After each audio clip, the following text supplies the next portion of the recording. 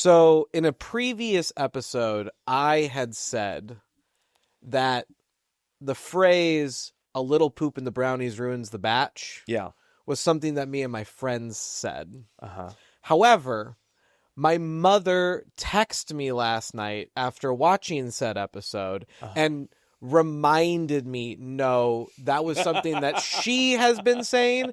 So for the record, "a little poo in the brownies ruins the batch" is attributed solely and completely trademarked and copyrighted by Cheryl Tlapik, my mother. Hi, Cheryl. So I'm really glad that you cleared that up because it was important. The viewers and listeners were wondering. Yeah. Well, she is looking for some legal action. We'll probably settle out of court. Okay, good. Yeah. So. Hey, man. How's it going? Dude, it's great. Good. It's another lovely day in the bunkie in the Pacific Northwest, man. Here we are. You're not all Mr. Rogered up. You know, sing the song.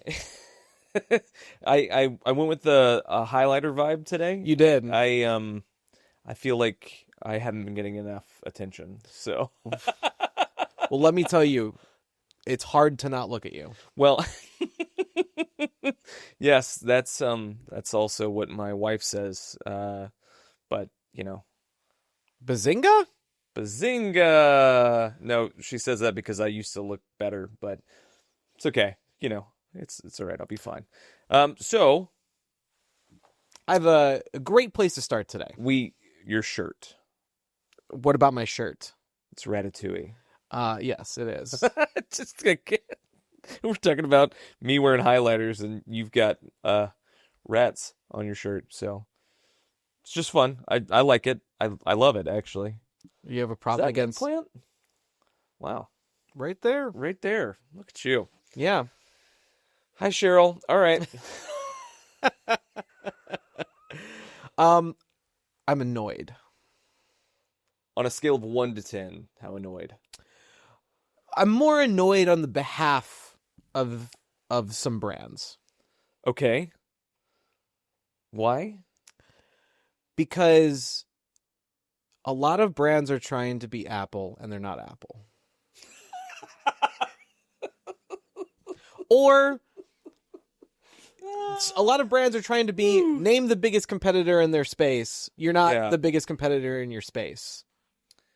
Yeah. So when you say that there are a lot of people that are trying to be Apple or the biggest competitor in their space, what do you mean? Because like they're not putting, what do you mean by that? What I mean by that is they don't have an identity or a reason that makes them different and therefore interesting. Yeah. But Apple said to think different, though. Which is... Shut up. I hear you. I think there's... Okay, so one of the things that I tell junior staff a lot is... Who's junior staff? Junior staff. Junior staff. That's right. Is that before you can innovate, you have to imitate, right? Because there's a lot of people that are trying to figure out how to grow up into, like something that you and I have talked about some recently is like there's people's level of taste. Mm-hmm. We hire creatives specifically in this way. And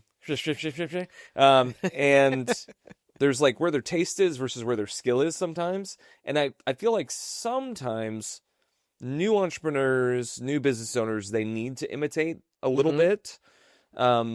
However, there's a point in time where your brand needs to stand on its own and be its own unique, thing in the marketplace. When do you think that there's ever a time that you imitate another brand that's like massively successful? And if so, how much? Solid question. Fair you. Point. It's the highlighter. Jot that down. I would say it depends on the founding skill set of the business. Okay. Because there's only a couple of things that you can actually compete on as a business. Right. There's only a handful. You have features. Mm-hmm. You've got pricing. Sure. You've got experience or brand or vibe, whatever you want to call it. Yep. What else? What else am I missing? Like, I mean, you could have a unique selling proposition as well that's out there in the marketplace. So it's just, kind of like your unique take on something that's out there. That goes a lot to brand positioning though too. I mean, if we're going to talk through that. So yeah, I mean, you could have something that no one else has, right? That's like the unicorn of company. It almost never happens though. And like, that's the thing that frustrates you and I a lot too, is that people are like, well, I've got something really unique. And it's like, no, you don't. You don't. You're a Mexican restaurant. Yeah. We're excited that you're here. I love Mexican restaurants. I hope you have great food. Tacos are my favorite. Yeah. That's my favorite sandwich, by the way, a taco. It's got bread on 3 sides, though. It's technically a hot dog. Incorrect. No, because a hamburger is a sandwich. Yeah, because it's got bread on 2 sides. You can pull the bread apart for the hot dog in the middle. Well, then it becomes a sandwich. It's always a sandwich. Regardless of sandwich status, there's only so many configurations you can serve rice, beans, cheese, and meat. That's it. And you can say, and it's one of those things where it's like you're probably gonna have an al pastor chicken. You're gonna have the same ingredients. You're gonna have tortillas. So I can't compete on innovation or uniqueness. All right, of a product or service. Typically, it's going to be really, really hard. So we're looking at features, experience, and price. Yeah. So when it comes down to that, if you're good at one of those, that's where you're going to start building the business. Okay. So like for the owner-founder, you want to really hone in. Can you be good at price? You can. Yeah? Yeah. If you have some secret of logistics or acquisition... That's true. You can win on price in a way that's meaningful. Okay, talking about price for a second. Yeah. Because I want to camp here, because you and I had a conversation earlier this week about this. Mm-hmm. We were talking to an executive at a telecom company. Mm-hmm. Who mentioned that it's really, really challenging to be in that industry, even though they spend hundreds of millions of dollars a year in advertising and marketing to acquire new customers, because everybody's racing to the bottom for the exact same thing. What's when you think about people racing to the bottom, that's how most people think about price. They're like, just lower the price. Yeah. But you said something that was really nuanced there. Logistics, operations, sourcing. What are some ways that you can actually differentiate on price without cutting the legs out from underneath you? So, race to the bottom pricing. I don't want to go too far left of field because we do want to wrap this back around to brand. Oh, I do too. But since we're here, I like the two-edged sword of the race to the bottom pricing. And the reason for it is that it opens up a premium space that is available for someone to take. You do not have to be the cheapest to make sales. Yeah. You don't. Right. I mean, I can run over to Walmart and get a $10 Casio watch that tells me the time and the date, no problem. Sure. But I want the Rolex. Yeah. Okay, fair enough. Okay, so price, positioning, essentially. Yep. And features? Yeah. Okay, so when you think about Apple, yes, because you use them as the example. Yes. What would you say is their differentiator? Can you just, how would you put that? Like, how are they saying they're different? So, Apple is incredible because they've blended 2 of them to make the third one work, right? So, when you think cheap phone, Yeah. Apple is Not there. the last choice. Yeah. Right? So they're not competing on price. But what they've done is they have taken a brand experience. Yep. Apple products work. They do. And they work with each other, and it's nigh seamless. Yes. Okay? So they have doubled, tripled, quadrupled down into the experience, which is an extension of your brand, right? Sure. If you prioritize experience, it's a brand play. Mm-hmm. And so they've taken that piece of it. They've also taken features that are unique to them, although they've become less unique over the years as people have mimicked and copied and cloned the iPhone and various Apple products. But they've taken that and they've blended that into their experience. So they're competing on that kind of feature-rich, but also with their positioning, their experience of their brand. And they blended the two together. Yeah. So you can't really separate them. Right. Right? Right. Like, I know people who've bought iPhones specifically so they could see the green messages. Amazing. Okay. That's a feature. Yep. It's an experience. Sure. It's something that Apple does uniquely. Right. Right? And so I think that chasing that dragon is pretty difficult. Yeah. Because they've cultivated it. When you want your brand to shine, your experience to shine, that takes cultivation. And time. Yeah. You can't just come out with a chromatic logo and, think your slogans, think new thoughts. Right. And you're suddenly Apple. So one of the things that we continually see is that everybody's trying to mimic Apple in their design of sites as well. Totally. Like just infinite negative space. Mm-hmm. Lots of product-centric photos that are not showing people per se. And then it's almost like this technical feel, because that's part of the appeal of a negative space on a site or clean lines or anything that Apple is known for. Right. But what it's led to is like the most of the web feels like a sanitarium. Dude, there's a soapbox I'm not going to pick up right now, which is the internet is boring to look at this point because everybody went top website design trend 2024. Yep. And they look at the top 3 options and go, I'll do that. Yeah. Right. Right. I think that one of the things as we're kind of like talking through this, whether you're imitating Apple, you're imitating a competitor in your space, what it does ultimately is it puts you at a disadvantage. Because then, one of the things that we've talked about a lot recently on the podcast is this idea of brand and having it be like readily identifiable. One of the ways that we've done this in the past is like some of our clients have a specific filter that they put over every photo or on every video.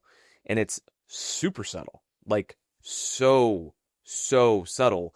And yet when you go onto their organic social pages, you're like, oh, that's this brand. Right. And it's more than just a font, and it's more than simply the look of your site as well.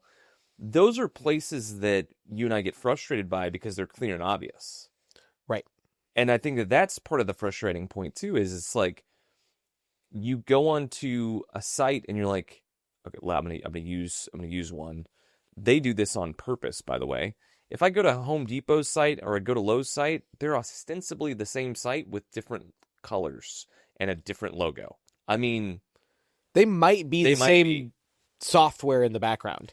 And having spoken with a number of executives at marketing executives of both companies, they see themselves as a duopoly. And their thought is, this is real, and this is part of why I'm sharing this, because it's going to highlight a point. They've mimicked each other because a third of people are loyal to Home Depot, a third of people are loyal to Lowe's, and a third of people will go to whichever one is closest.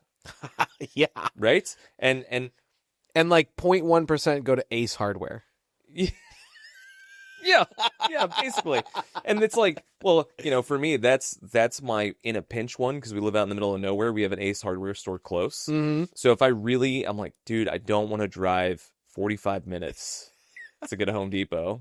Let me just go check this out. That's what I go do, because it's like 25 minutes away. But, part of the reason why they mimic each other is they're okay. Mm-hmm. They don't care that Ace Hardware has a 1% market share. They've got the other 99%. Right. It's Coke and Pepsi. Totally. And so they're happy to mimic. In fact, it kind of helps them both. And they don't feel like, they do feel like they're competing with each other, but they also don't feel like they're competing with each other. Right. They feel like they're trying to keep the space just those two. And they're happy to keep everybody else out and keep them in. So there's a strategy that they're both using, which is to look like each other, to exclude everybody else. Mm-hmm. And that is a unique situation. So the challenge for brands right now is, if you're going and you're looking like your competitors, or you're mimicking a technology brand and you're a solar company, it's not working because everybody's confused. Right. Which sun logo was which company? That's right. Yeah. So one thing I think about the options, going back to the options of like, right. You can be unique, you can compete on price, you can compete on features, you can compete on experience or brand. Right. A lot of people want to come out and compete on brand right away. Yeah. And there are certain circumstances where that is the only place you can compete. Mm-hmm. The perfect example of this is Liquid Death. I know we talk about them to death on this channel, but they are incredible. Yeah. What they've done, because they took arguably the most stale, crowded product space, period. Totally. And said, you know what? We're just going to supply a different experience to people. Yeah. It's still water. Yep. It's still, well, it's actually slightly more expensive. Oh, totally. But they were like, we're going to make an experience that people want to be a part of. Sure. So I would say that is the minority. Yes. Because the only way brand or experience can work is if you have it and you've built it and people know it. Right. So instead of focusing on developing that out of the gate, which you should, you're going to compete on the price and the features. Right.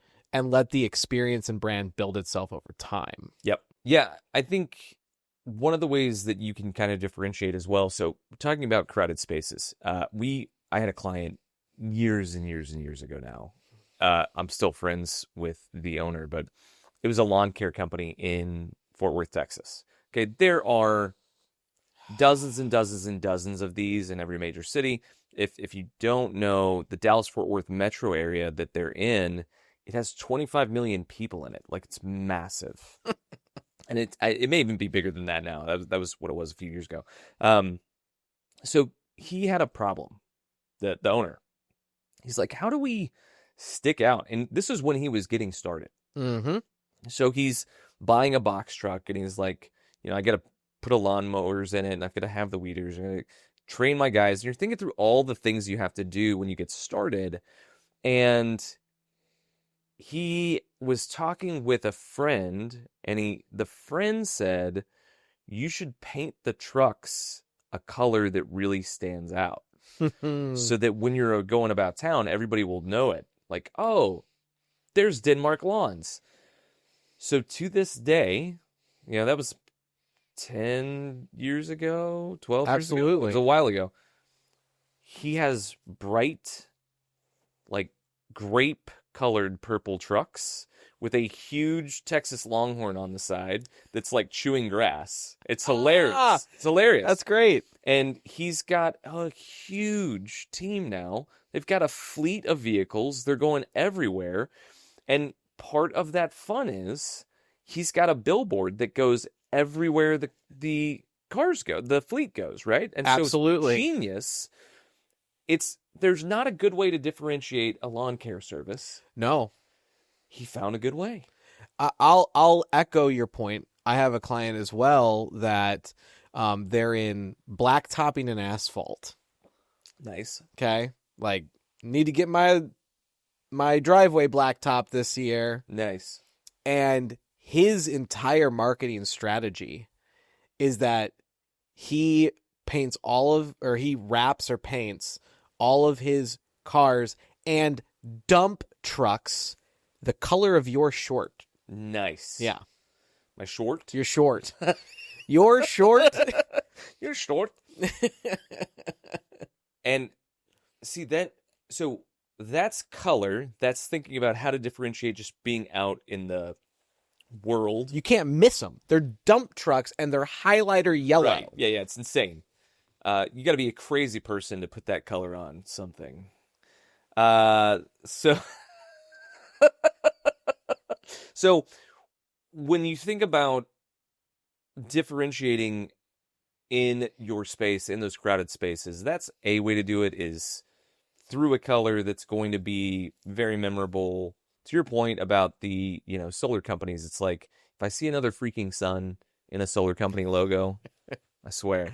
How can someone, that's a little bit further up the chain, let's say they've got a scaling company. Okay.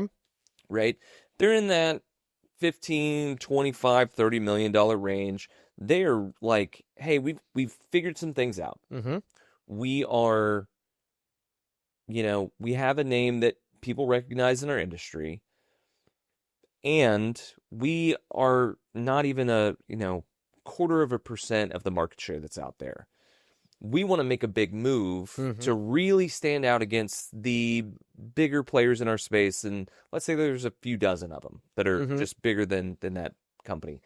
How did they go about differentiating, as they also spend advertising dollars and maybe have an internal team and an external agency they're working with, and they're thinking about their sales team, and they're like, how do we get so that we actually are going to 100 million instead of where we're at, and look different, feel different, sound different than everybody else? Because that's really what becomes so vital at that point in time when you're about to scale. Well, that's when, if you're going to go for the big market, because not everybody wants to. Sure. Okay. And there is nothing wrong with having a small business that does, a million, $500,000 in profit. It's just you and a buddy. Like, that's great. Yeah. Okay. But if you actually want to go for the big market, you have an advantage. Growing small companies have a crazy advantage over big competition. Yes. And that it is that you are free to play. You can try shit. Yep. So look at what those big competitors are doing. Look at what they can't do. Look at what doesn't make functional sense for them to deploy. Yeah. And bring that. Okay. Bring that. Is that like scale the unscalable sort of idea? Like the Taylor Swift, hey, I'm going to go show up and play music at this wedding because I got invited to, and now it's like, what? Absolutely. I think a great example of this is Costco. Okay. Really? Yeah. Okay. Costco loses money on every rotisserie chicken. Please explain this case study. This So, is great. If you're not familiar, Costco, the wholesale warehouse competitor where you can go buy... Proud member here. You can go buy a 5-gallon tub of cheese balls for $13. They sell a rotisserie chicken. Rotisserie chicken is an interesting product because it's time limited, right? And it's a on-demand grab. Yep. Right? And so they have this hot and ready, easy rotisserie chicken. When it came out years ago, yes, they sold it for $5 a chicken. $5 a chicken. It's great. It's amazing. It's great. I mean, I would be lying if I said I hadn't just bought one and that was lunch. Yeah, right. And I'm just like an animal, or yeah, I feel like it's adorable, by the way. The Hound Yeah, from Game of Thrones. Yeah, I'll eat all the effing chickens in this place. I'll have your chicken. But like $5 years ago, it is still to this day $5. And the reason for it is because people come in the door for a rotisserie chicken. Yeah. And then they buy $150 worth of ravioli and breakfast sausage and watermelon and booze and a hot tub. Like yeah. It's crazy.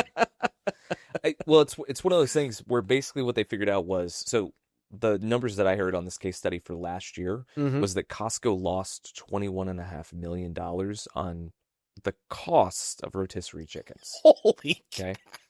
But they figured out, to your point, they figured out that the average person spends $150 if they just walk through the door.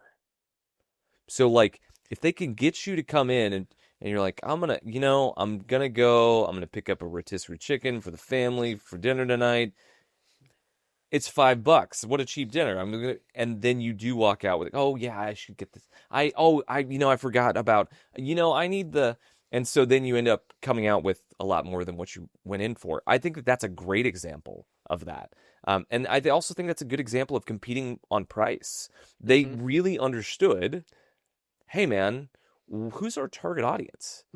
It's parents of young families. It's grandparents. It's family living is really what we're trying to cater towards here, because you don't buy in bulk for two people or one person. So what do families need? Oh man, we can get them in the door because this is a quick, good, nutritious meal. And then we're going to capture. And low effort. So low effort, man. Especially when you're doing that kind of stuff at scale. It's impressive. So their rotisserie chicken, which is a product that they sell, is their advertising. It's unscalable. Got it. Right? So find the unscalable and beat the big guys on something they just functionally can't roll out at this point. Because and I've had this irk, and I have this irk. Big businesses, the person who runs the business ends up being the CFO. And it never... It never should. The great thing about good organizations that really last is that we've all collectively seen. It's that they understand that the CFO is not the boss, the shareholders aren't the boss, the CMO, the CEO, they're not the boss. It's really the customer who says, yeah, I want to buy General Motors cars because I believe in Chevy, and I represent it. It feels like it's a part of me. And so as long as Chevy doesn't betray me with a lemon, then I want to keep buying Chevy. And so I think that there's something too when we look at these really old companies across the world that continue to be dominant in a space. It's because they've made a concerted effort over multiple generations of leadership to invest in a product and or service that really benefits the customer, the client, the patient, whoever it is, in such a way that I'm going to be loyal to you no matter what. And to your point about the CFO running things, if you have that, then what ends up happening is you drop some of the most iconic elements of what made your brand great. Right. Like free check bags. Like if the CFO of Costco ran Costco, yeah, there's no way we're $8.50, $9, whatever. Yeah, I mean, I don't remember what the exact number was, but I mean, when you lose $21.5 million, you're losing quite a bit of cash on every chicken. I'm sure they sell. I remember reading the number. I forget what the number is now, but you're losing money on every freaking chicken. Yeah. And I'm sure too that they have gotten that process streamlined.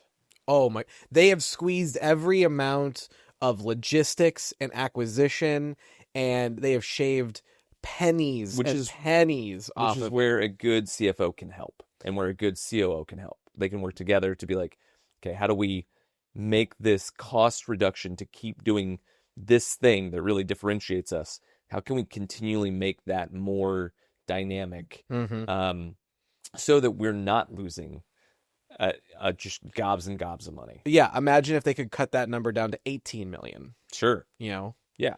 Just from changing their chicken supplier or, whatever it is.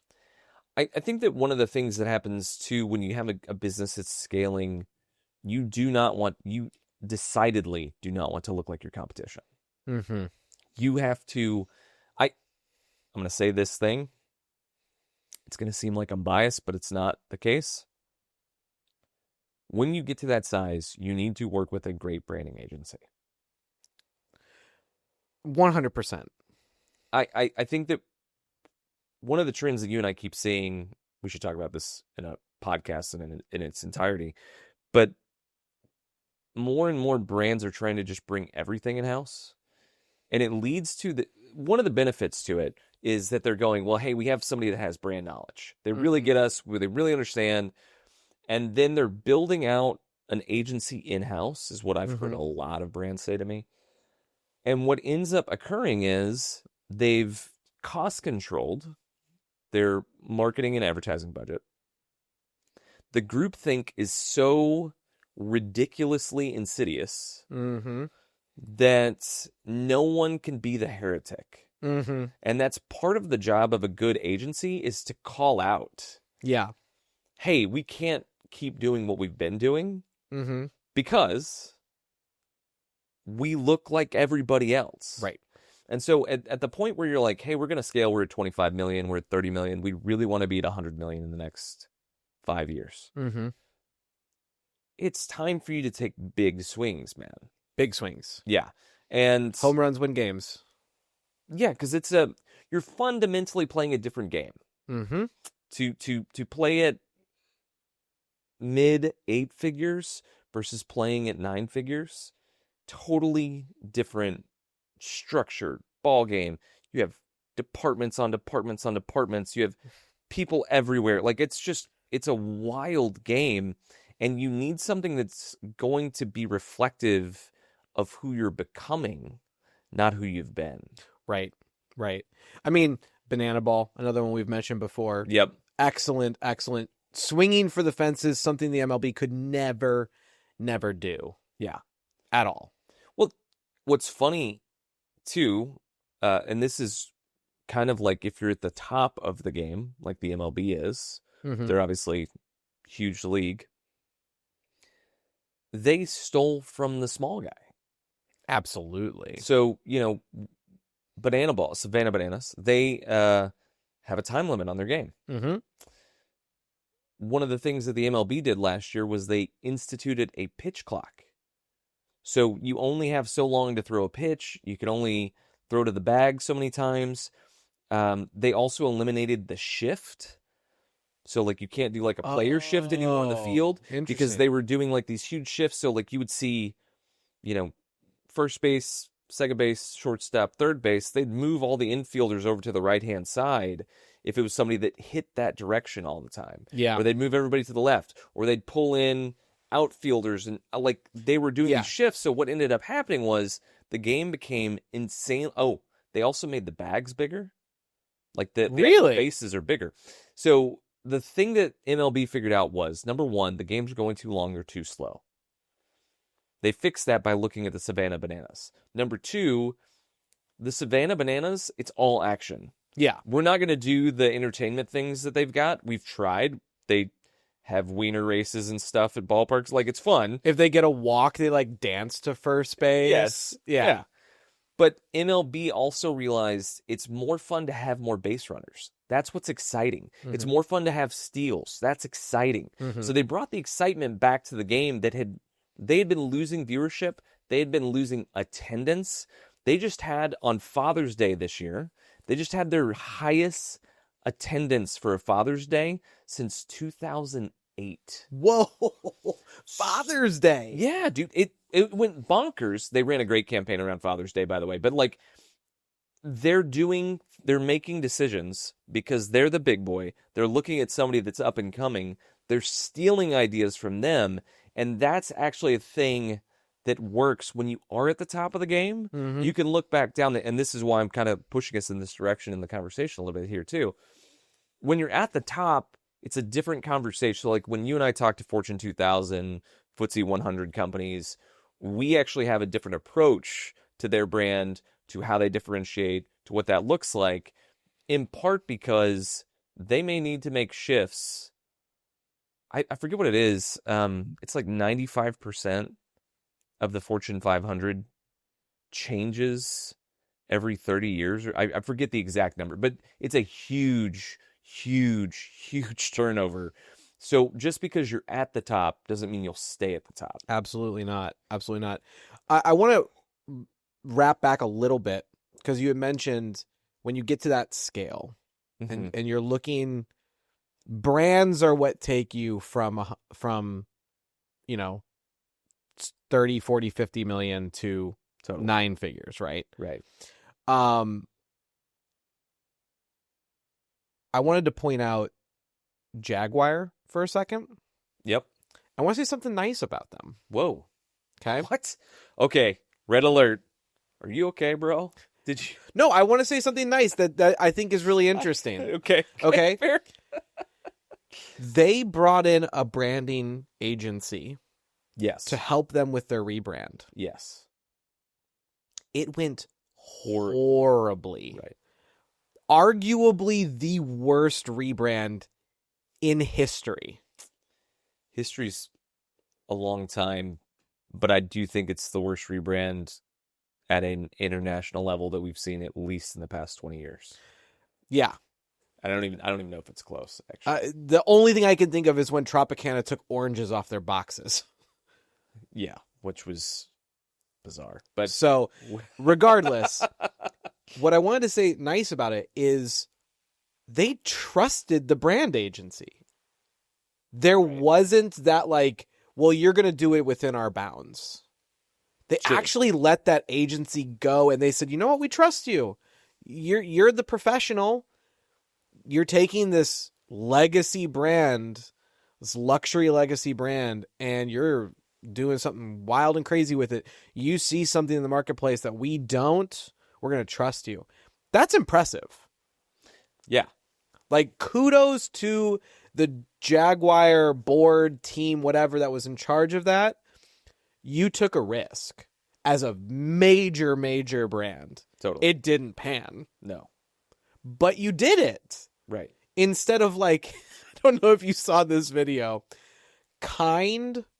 Oh, yeah. Did a brand refresh. The Kind bars? Yes. Yeah. Did you see what their brand refresh was? Yeah, it was, yes. Yes. They went from the word kind with 4 colors under it to the word kind with 4 colors behind it. Yeah.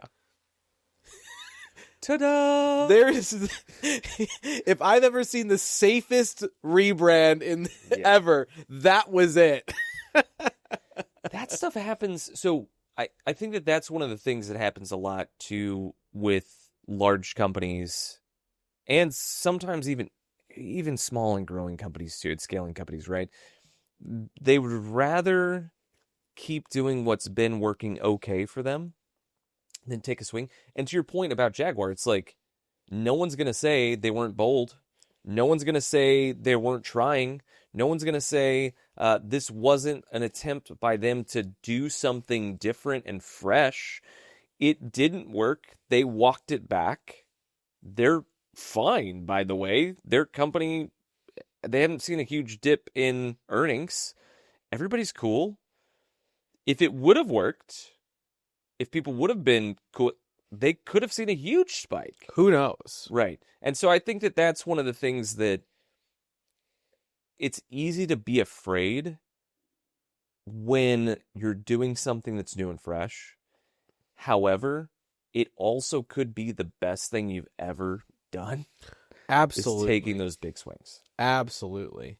So I think it's one of those things where if you're starting off as branding as your selling position in the market, you could be making a mistake. Like I say for sure, but you could, because brand is something that you influence, you don't own. Yeah, I mean, let's go back to the lawn care company with the purple trucks for a second. Mm-hmm. That's not the only way that they differentiated. It's also kind of dangerous. Let's say that they had terrible customer service. Oh, totally. Every time someone sees a purple truck, they go, there goes those idiots. Or if they had sales guys that were pushy. Totally. Right? And just like in your face, and like, come on, let's go. No, I let's do this. And it's like, yeah, so he had to, you're right, it's a double-edged sword where it's like, dude, you have to be buttoned up here. Yeah. You can't be showing up late or not showing up at all or overcharging or doing a poor job on your, I mean, I know that they really look at it and they go, we want to be a high-end, they want to work with high-end customers, so they're in the nicer neighborhoods in the Fort Worth area. And so, they have to be on their game, to your point, and they are, so they've grown really rapidly. They're doing quite well. And, man, you can't just differentiate and say, well, we're the guys with the purple vans. Right. They're like, we're the guys with the purple vans who also show up on time, that'll also be here every week guaranteed, that will tell you when we're going to show up. We're not going to show up too early in the morning on a Saturday. Just giving those little subtle cues of like, this is what everybody else does in this market, and this is what we're not going to do, is a big deal. And I think that in and of itself is not enough to just be like, hey, we're going to provide a good service that's really different too. It's the combination of, hey, we've got the purple trucks with the cow on the side. It matches TCU's colors, so everybody identifies with it in the city. And then we're also going to do these other things that are differentiators also in the way that we provide the service. That's really what drives it home. How in other industries, Jake, have you seen, I think that one of the things too that we've kind of seen is that sometimes the differentiator is the personality that starts the business, or the leaders that are running the business. Maybe it's a general manager or something like that. Do you see that being a valid or helpful differentiator in any of these spaces, or do you try and stay away from that? Have you heard of a brand? It's a small brand called Dollar Shave Club. No, never heard of them. Yeah. I remember when they launched. Same. And their first 2, 3, 4, 5 ads was the founder in his warehouse, literally talking about what made them different in a highly enjoyable and very approachable manner. Totally. Hilarious. Like, I remember one of the videos, he's pushing on a cart one of his warehouse employees. And, oh man, what was her name? He's like, this is Loretta. Yeah. She packs all of your razors.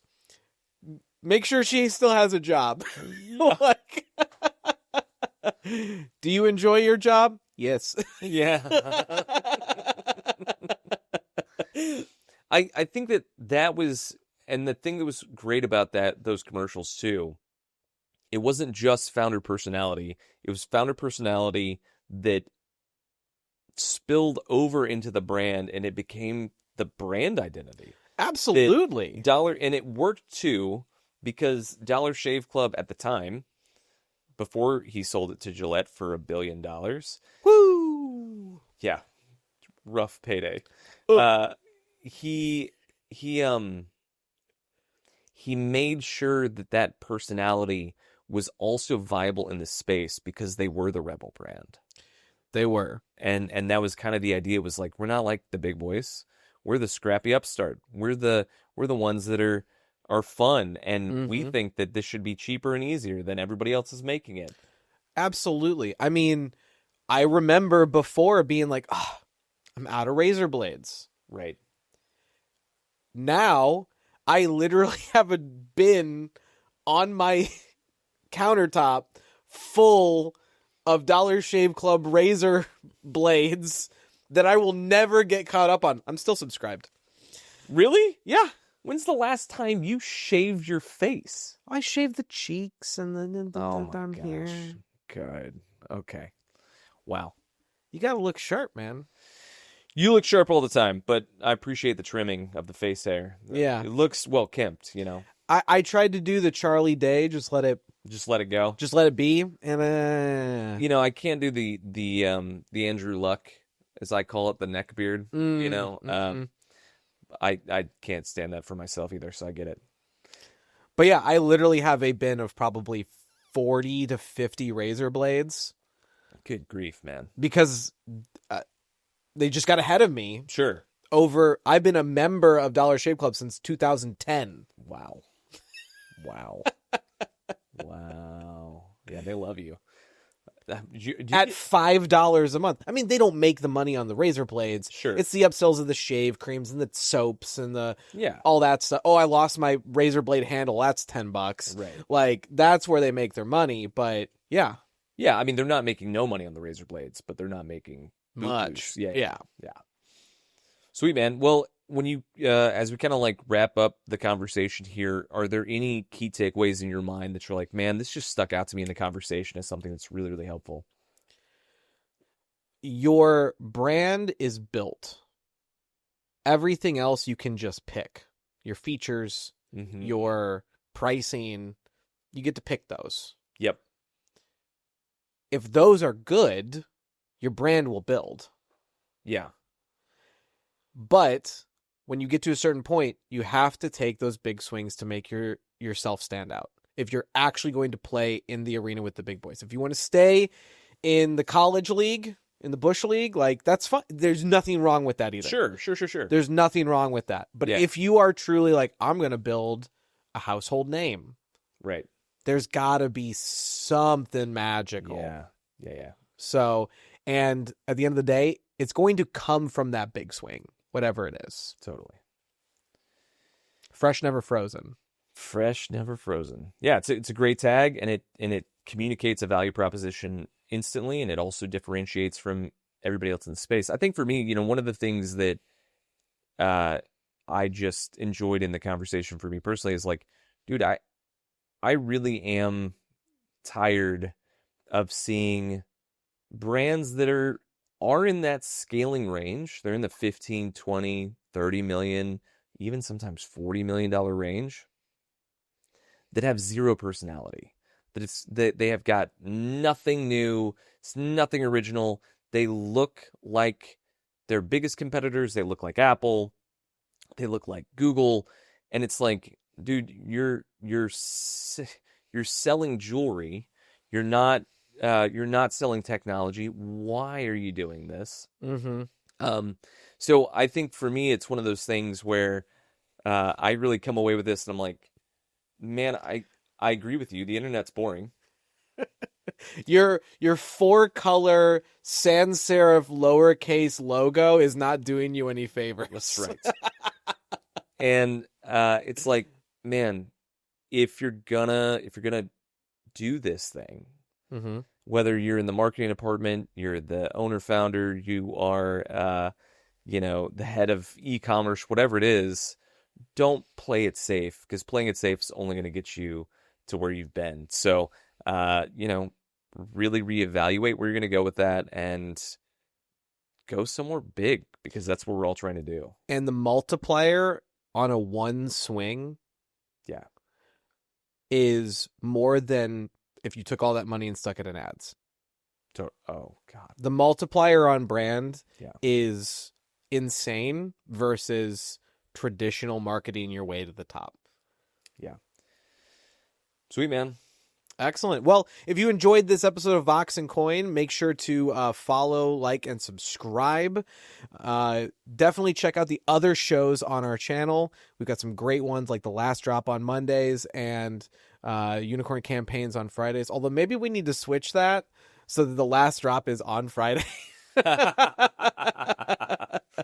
But either way, check out our other shows on Vox and Coin, as well as the Vox and Coin show that you're watching right now. I'm, of course, Jake the Wizard. You can find me at The Wizard Marketing. Dave? Yep, you can find me at RealDVal, Twitter, Instagram, TikTok, and Dave Valentine on LinkedIn. Excellent. Until next time, best of luck. See ya.